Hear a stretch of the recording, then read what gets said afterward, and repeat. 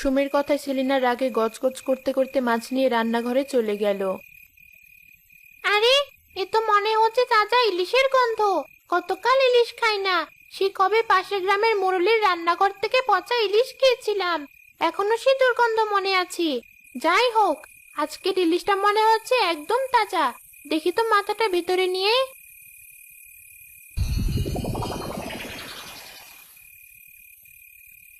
কাজ করতে করতে জীবন বের হয়ে গেল, আর উনি ভর সন্ধ্যায় মাছ নিয়ে হাজির। ভালো লাগে না। বড়িটা আবার কোথায় রাখলাম? এখানে তো দেখছি না। বাইরে গিয়ে খুঁজে আসি।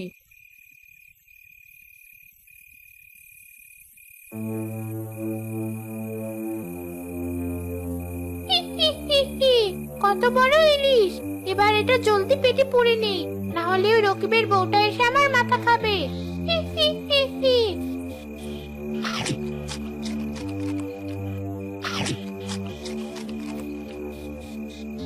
কি স্বাদ! ঠিক যেন অমৃত।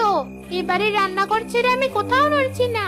রোজ রোজ রকিব মাছ নিয়ে আসবে, আর সেগুলো আমি পেটে চালান দেব। খুব মজা হবে।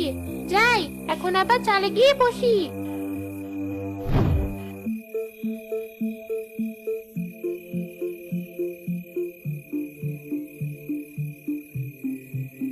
আরে, এক্ষুনি তো এখানে মাছটা রেখে গেলাম। এর মাঝে কি এমন হলো? মাছ উধাও হয়ে গেল কিভাবে? কোথায় গেলে? একবার রান্নাঘরে এসো তো। কি হয়েছে মা? চেঁচাচ্ছ কেন? ওটা তো তোর মায়ের অভ্যাস, কথায় কথায় চিৎকার চেঁচামেচি। তা কি হলো? একদম উল্টোপাল্টা বলবে না। আচ্ছা বেশ, কি হয়েছে বলো। এক্ষুনি তোমার আনা ইলিশ মাছটা এখানে রেখে বড়িটা আনতে বাইরে গেলাম। এসে দেখি মাছটা নেই। সে কি কথা? এটুকু সময় এত বড় মাছটা কোথায় গেল? আমিও তো সেটাই ভাবছি।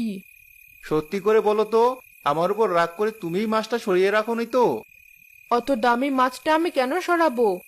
তাহলে নিশ্চয়ই কোনো বিড়াল এসেছিল। বিড়াল আসলে তো আমার রান্না করা মাছও খেয়ে ফেলতো। দেখি তো সেগুলো আছে কিনা। এ কি, এখানেও তো কোনো মাছ নেই।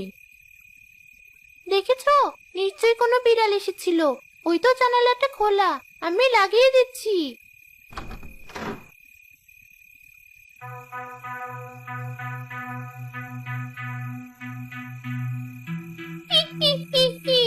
বিড়াল? সবচেয়ে বড় বিড়ালটা তো আমি। তোরা যতই আমায় খুঁজে মর, আমার টিকিটাও ধরতে পারবি না। এবার একটু ঘুমিয়ে নেই।